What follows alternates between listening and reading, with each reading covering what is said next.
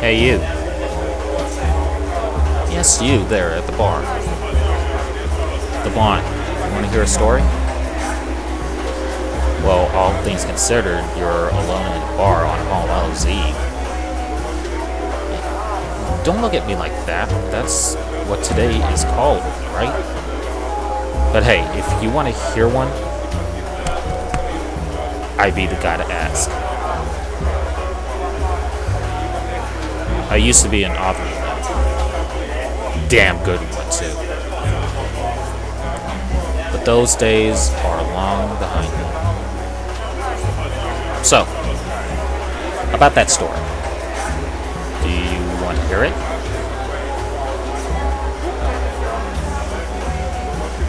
Then I'll take that smile as a yes then. A few years ago, I was in a rut. Fresh out of college with some bullshit degree or other.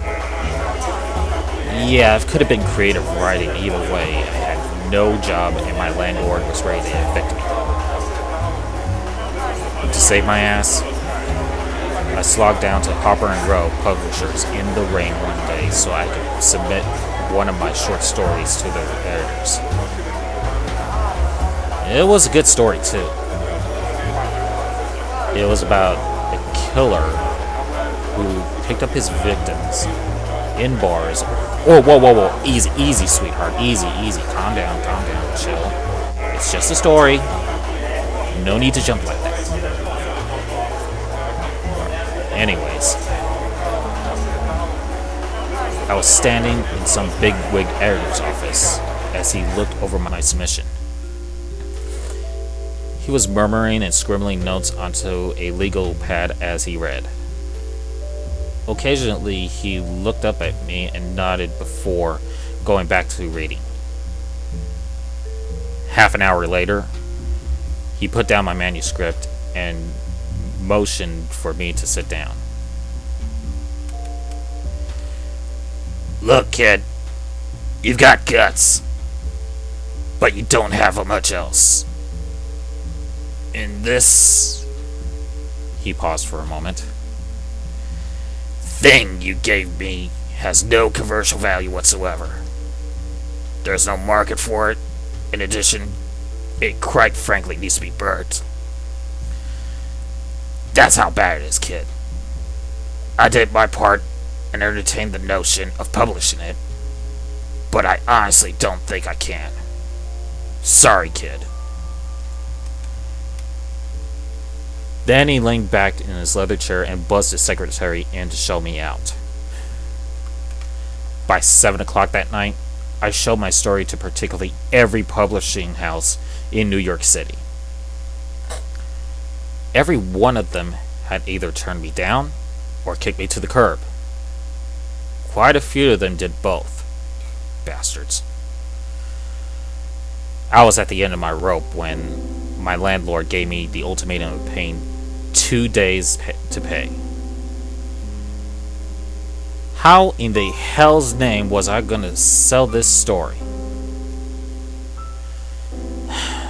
Defeated, I slogged back to my studio apartment, flinging my sorry ass onto the couch.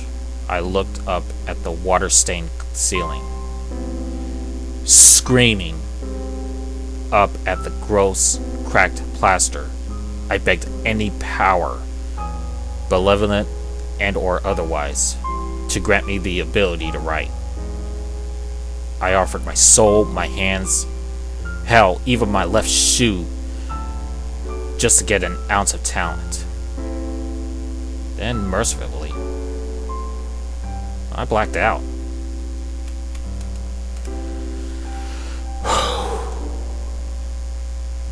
Let me tell you, sweetheart, waking up wasn't too much fun. My ribs ached. There was a pit in my chest, like something had been torn out of it. I moaned and stumbled into my apartment's tiny kitchenette. Pouring myself a cup of coffee, I sat down at my miserable table. all of a sudden, I got this idea. It was terrifying. I just had to write it down. I pulled my laptop over to me and feverishly began to write. The 5-page story I wrote that night went on to be included in more anthologies than Stephen King. Come to think of it, I think you may have heard of it. It was about some Russian scientist keeping people awake for days. No? Oh, anyways, let's continue, shall we?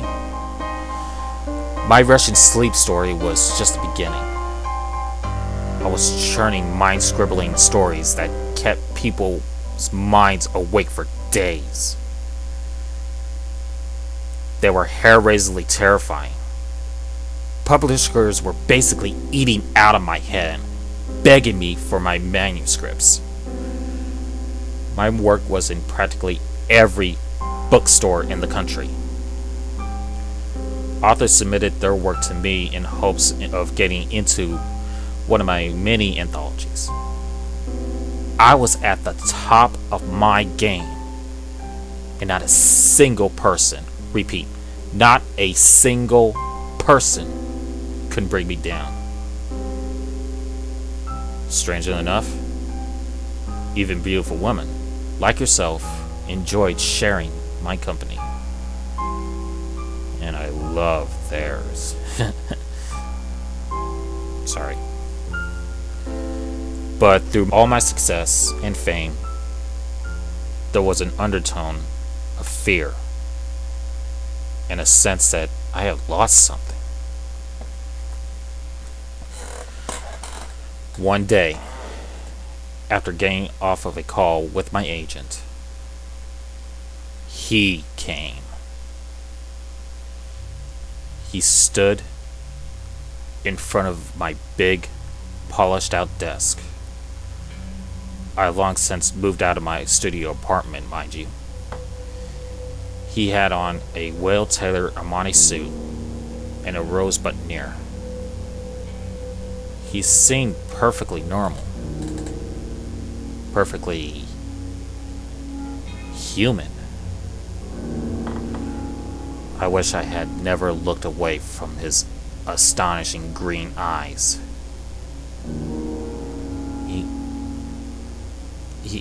He had no feet. Well, none to speak of. There were hooves.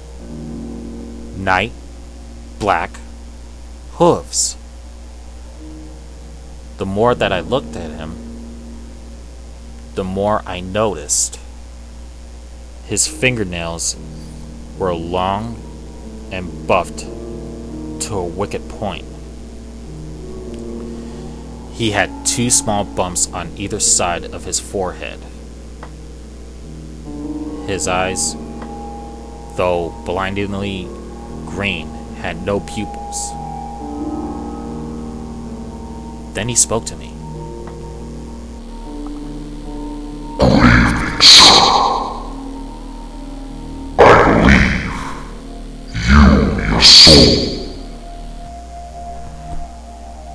Mouth agape. I tried to protest. He silenced me by raising a hand. Sir, we made a deal. You gave me your soul, and I gave you talent. Now, your soul, if you please. I stammered. Please don't take me. I could find others. You could take them.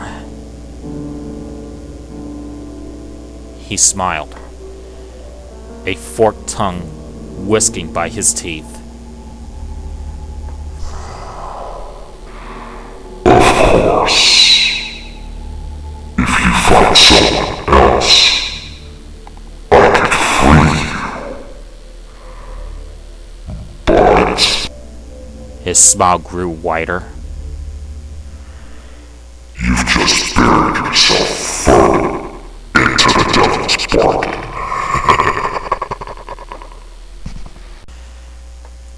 relief crept across my face, and I visibly relaxed, letting out a sigh. My relaxation spurred something in him, and he barked at me.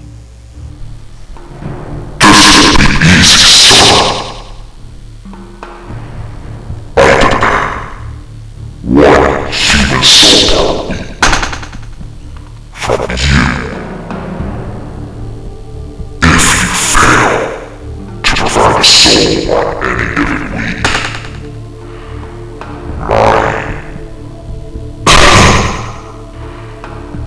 my compatriots will come and perform some damage control.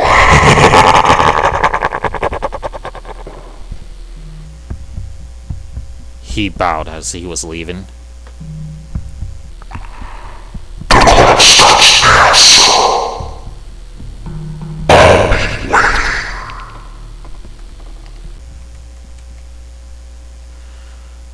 Well, honey, that's my story. Pretty good, eh? Now, what do you say that you and I head back to my place? It'd be fun. We can light some candles, have some wine. You could get a little tipsy. And maybe, just maybe, can I borrow your soul?